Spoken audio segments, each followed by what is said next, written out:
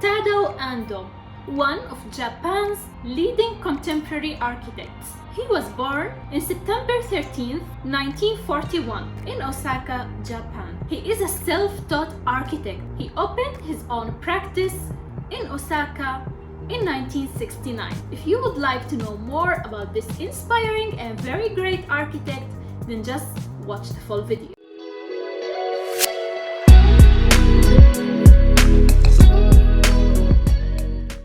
Hey everyone, and welcome back to Tips with Mona. My name is Mona Abou Fayad. I'm an architect and a designer.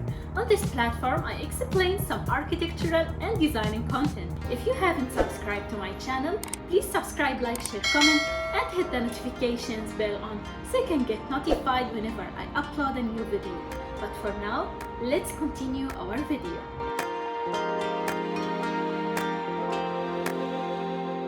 While living with his great-grandmother, he initially trained as a boxer and a fighter.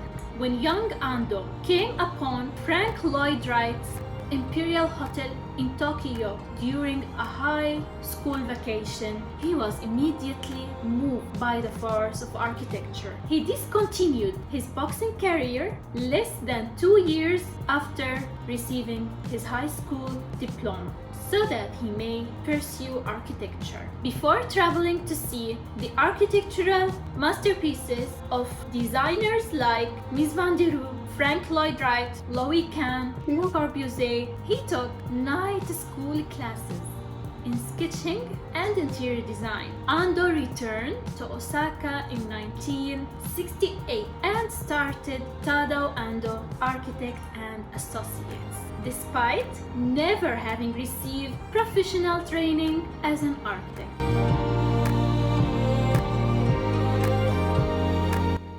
Japanese minimalism, which heavily impacted Ando's designs.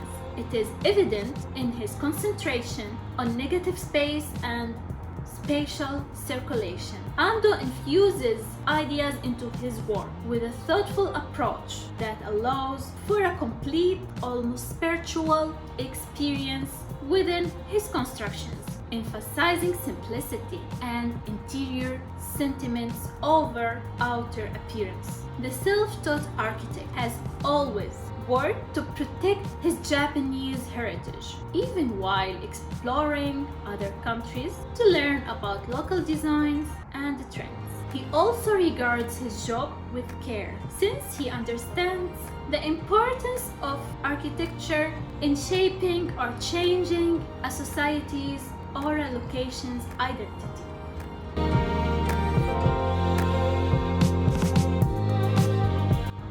His structures are simple and always challenging the logic with their overwhelming impression of weightlessness. He is mainly interested in using concrete as a building material, perhaps as a result of his appreciation of Le Corbusier's architecture. He avoids decoration in favor of emphasizing the structure's surroundings and integration with the natural world. He makes it simple for people to experience the spirit and the beauty of the nature.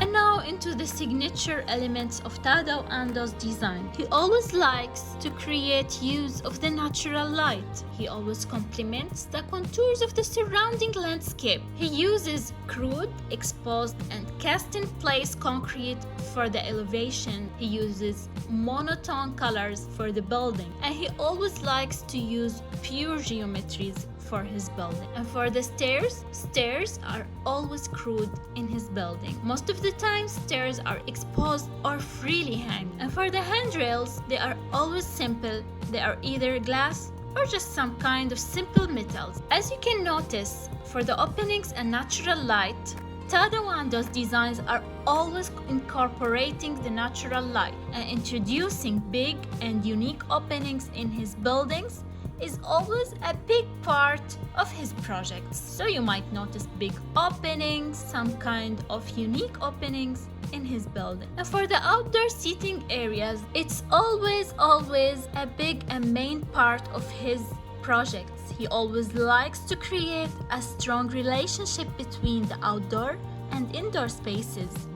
Perhaps to get benefit from the daylight and the beauty that can be created between the crude materials and the nature. And now into the structural column. The structural columns in TADAO ANDO's projects are always special and treated in an aesthetic way to avoid having rigid buildings and boring ones. So, as you can notice, there's always some kind of unique columns in TADAO ANDO's project. And now into the landscaping. As for now, you should be able to guess that TADAO ANDO would never neglect the landscape.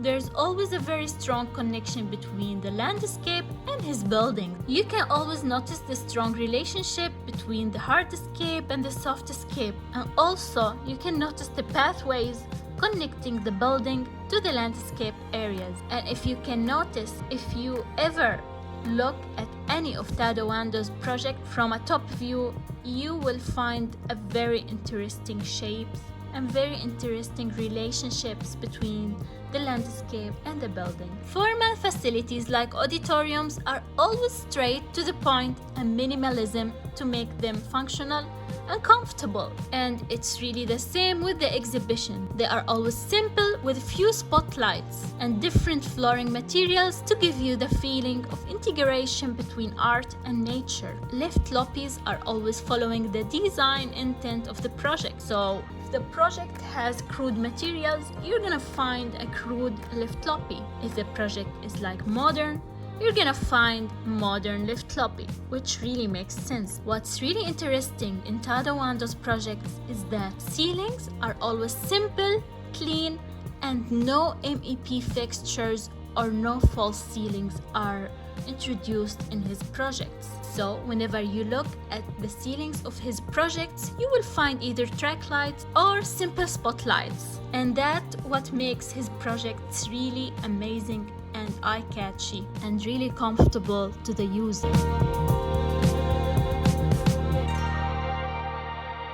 And now let's talk about this case study to see how he incorporated the previous elements in this building. So here we have the NARIWA Museum. The location is in Takahari, Japan. It is a cultural building. It is a museum. The completed year was 1994. The concept of this project is that the reinforced concrete was used to neutralize the importance of the building and to elevate the natural landscape around this building. The approach is a bit of a maze style to encourage the visitors to notice the attractiveness of the landscape. There is an artificial pond being the link to provide continuity and fluidity to this design. And if we take a closer look to the joinery and the geometries of this building, you're gonna find that there is a bold interlocking between the geometries, and you're gonna find that the geometries are really pure and simple, and there is a strong connection between the two geometries that are used, which is a bridge connecting between these two geometries. The entry of this building is not really direct to the museum. The access to the museum is by a ramp that leads the visitors on a path upward and away from the street over the artificial pond. And this will give the user the feeling that he's entering something really big and huge and something that is not like a simple experience.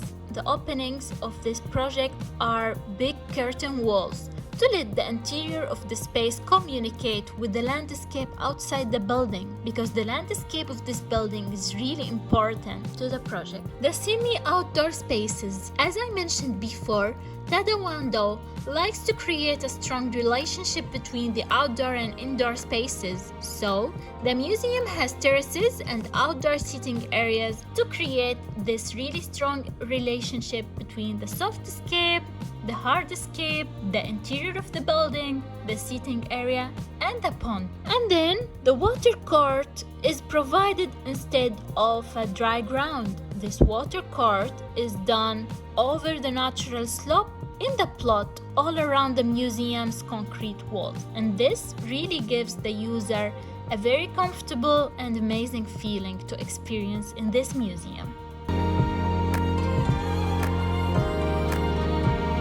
At the end, we cannot deny that TADAO ANDO's projects will remain as a big school and reference for each and every architect in the world, because he has his own thoughts, unique elements, and his own touch in architecture. I hope you enjoyed this video. If you have any comments or thoughts, just leave them in the comment section below.